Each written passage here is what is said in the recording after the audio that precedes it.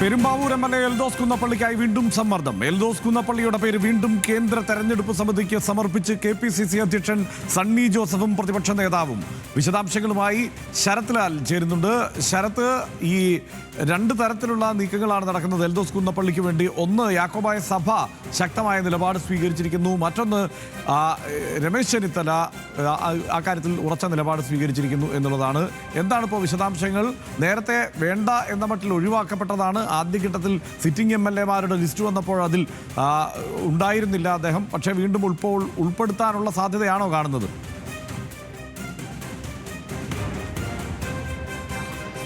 അതുതന്നെയാണ്. കാരണം കേന്ദ്ര തെരഞ്ഞെടുപ്പ് കമ്മിറ്റിയാണ്, ഹൈക്കമാൻഡാണ് എൽദോസ് കുന്നപ്പള്ളിക്കെതിരെ ഇത്തരമൊരു നടപടിയെടുത്തത്.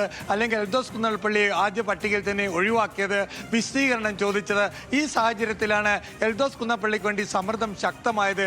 ഏതായാലും എൽദോസ് കുന്നപ്പള്ളിയുടെ എൽദോസ് കുന്നപ്പള്ളിയുടെ കാര്യം, അദ്ദേഹം ഇനി മത്സരിക്കുമോ എന്നത് ഒരിക്കൽ കൂടി ശുപാർശ ചെയ്യാൻ KPCC അധ്യക്ഷനും അതേപോലെ പ്രതിപക്ഷ നേതാവും തീരുമാനിച്ചിരിക്കുന്നു. അത് ഇന്ന് വൈകിട്ട് നടക്കുന്ന കേന്ദ്ര തെരഞ്ഞെടുപ്പ് കോൺഗ്രസിന്റെ കേന്ദ്ര തെരഞ്ഞെടുപ്പ് കമ്മിറ്റി യോഗത്തിൽ വീണ്ടും അത് പ്രസന്റ് ചെയ്യാൻ, അത് പറയാൻ, സമ്മർദ്ദം ചെലുത്താനുള്ള തീരുമാനമാണ് KPCC നേതാക്കൾ എടുത്തിരിക്കുന്നുണ്ട്. എൽദോസ് കുന്നപ്പള്ളിക്ക് ഡൽഹി യാത്ര കൊണ്ട് ഫലമുണ്ടായി എന്ന് പറയേണ്ടി വരും. കാരണം ഇന്ന് രാവിലെ തന്നെ അദ്ദേഹം രമേശ് ചെന്നിത്തലയുമായിട്ട് അതിരാവിലെ കൂടിക്കാഴ്ച നടത്തിയിരുന്നു. ഡൽഹിയിൽ രമേശ് ചെന്നിത്തല ഡൽഹിയിൽ നിന്ന് തിരുവനന്തപുരത്തേക്ക് യാത്ര തിരിക്കുന്നതിന് മുമ്പായിരുന്നു കൂടിക്കാഴ്ച. അതിനുശേഷം KPCC അധ്യക്ഷൻ സണ്ണി ജോസഫുമായി അദ്ദേഹം സംസാരിച്ചു. ആ യോഗത്തിലേക്ക് പ്രതിപക്ഷ നേതാവും കൂട്ടിയിരുന്ന സംസാരവും ചർച്ചയും നടന്നു. അതിനുശേഷമാണ് കോർ കമ്മിറ്റിയിലെ അംഗമായ KC വേണുഗോപാലിന്റെ അടുത്തും അദ്ദേഹം ഇക്കാര്യങ്ങൾ വിശദീകരിച്ചത്.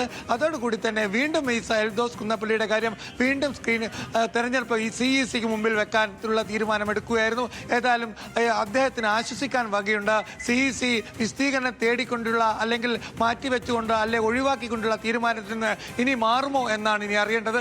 ഏതായാലും അത് വൈകിട്ട് 5 മണിയോടെ നമുക്ക് അക്കാര്യത്തിൽ വ്യക്തത വരും. ഏതായാലും വീണ്ടും എൽദോസ് കുന്നപ്പള്ളിക്ക് ഒരു അവസരം ലഭിച്ചിരിക്കുന്നു. അദ്ദേഹത്തിനെ ഒരിക്കൽ കൂടി അദ്ദേഹത്തിന്റെ പേരുകൾ കേന്ദ്ര തെരഞ്ഞെടുപ്പ് കമ്മിറ്റിക്ക് മുമ്പാകെ വരുന്നു എന്നുള്ളതാണ് ഏറ്റവും പ്രധാനപ്പെട്ട ഒരു വാർത്തയായി നമ്മളെ ഷെയർ ചെയ്യാനുള്ളത്. ഏതായാലും എൽദോസ് കുന്നപ്പള്ളിയെ സംബന്ധിച്ചിടത്തോളം വളരെ ആശ്വാസം നൽകുന്ന ഒരു സംഭവമാണിത്. KPCC നേതൃത്വം വീണ്ടും തെരഞ്ഞെടുപ്പ് കമ്മിറ്റി യോഗത്തിൽ എൽദോസ് കുന്നപ്പള്ളിയുടെ പേര് വീണ്ടും വെക്കുന്നു, എൽദോസിന് വേണ്ടി വാദിക്കുന്നു എന്നുള്ളതാണ്. കാരണം എൽദോസിന്റെ വിജയസാധ്യത ഏറെയാണ് എന്നാണ് യാക്കോബ സഭ നേതൃത്വം അടക്കമുള്ള നേതൃത്വം എടുത്ത തീരുമാനം. അതുമാത്രമല്ല, ഒരു സഭയ്ക്ക് കൂടുതൽ, സഭാ നേതൃത്വത്തിന് കൂടുതൽ എൽദോസ് കുന്നപ്പള്ളിക്ക് വേണ്ടി നടത്തിയ സമ്മർദ്ദം, അത് വളരെ വലിയ സമ്മർദ്ദമാണ് നടത്തിയത്. ഏതായാലും എൽദോസ് കുന്നപ്പള്ളിയുടെ വിഷയം വീണ്ടും CEC ചർച്ച ചെയ്യുന്നു. ഹർഷൻ.